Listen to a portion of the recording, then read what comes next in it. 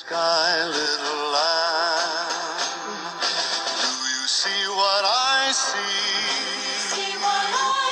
A star, a star. Now I'm out of breath. There's just no hiding it. Anthony's like, want to give somebody what was it? You want to give somebody a top 10 proofs the Bible is true and top 10 proofs Christianity is an untrue religion. I'm like, oh, Anthony, I wouldn't sell them to you. I'll just give them to you, right? So ran out to the car to get him, and it's snowing out there, too. I'm like, so I'm sitting there digging through my trunk. It's like, I know I got some in here. So I just found him running here, and as I'm running back through the halls, he's yelling out, 10 seconds. So don't you just love those moments when you're extremely out of breath, and you're trying not to sound like you're out of breath? There's just no hiding it. Okay, anyway, listen to the Bob Duco Show, everybody. Fearlessly defending the faith. Okay, apologetics refresher course, Dinosaurs living with man. So let's go through some more examples of dinosaurs recorded by human beings in history that's censored from the school science books and the school history books. Now, as I go through these, let me give you another example here. The Bernafal Cave in France. There's a cave drawing of a dinosaur fighting a mammoth. Southwest Utah, in the Black Dragon Canyon of the San Rafael Swell, Indians inhabited this area from about 700 AD to 1250 AD. And they painted all kind of animals on the canyon walls. But you know one of them that was painted? Okay, one of them that was painted over 1,000 years ago?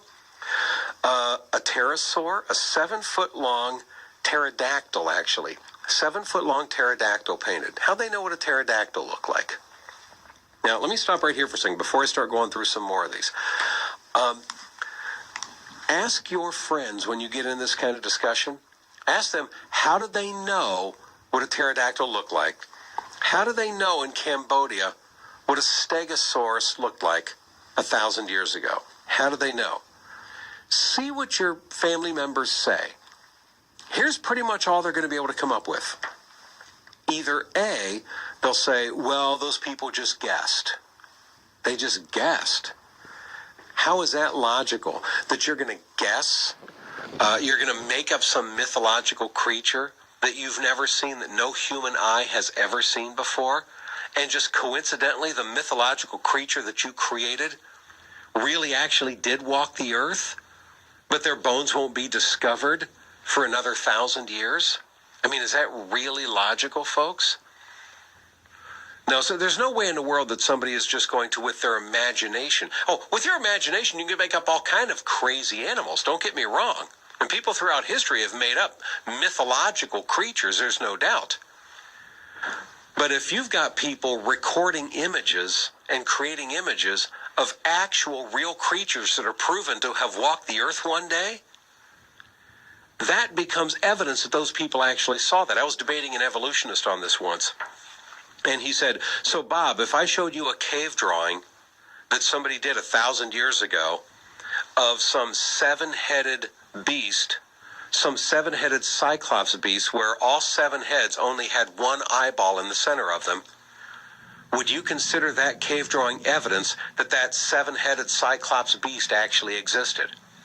And I said, no, I wouldn't. However, if paleontologists in modern day uncovered fossilized remains of actual 7-headed cyclops creatures that from the fossil record we can see actually really did walk the earth at one time, then I would say that that cave drawing is evidence that they walked the earth at the same time the person drew them, right? I would not say that they walked the earth 65 million years ago, no human ever saw them, and then coincidentally somebody 1,000 years ago with their imagination happened to coincidentally create a creature and draw it on the wall that really did exist tens of millions of years ago, but little did he know. No, that I wouldn't believe. So there's the one in Utah. Okay, but it gets worse for the evolutionists. In the remains of the Ishtar Gate, created in 600 BC by King Nebuchadnezzar in what's now Iraq, you have reliefs sculpted into the walls of lions, bulls, different animals. Oh, wait, and there's some sauropod dinosaurs in there, too. How'd they know what sauropods looked like? in 600 BC in the kingdom of Nebuchadnezzar? How'd they know? Oh, I'm just getting started. I got a lot more to share with you. We'll do it next here on the Bob Duco Show.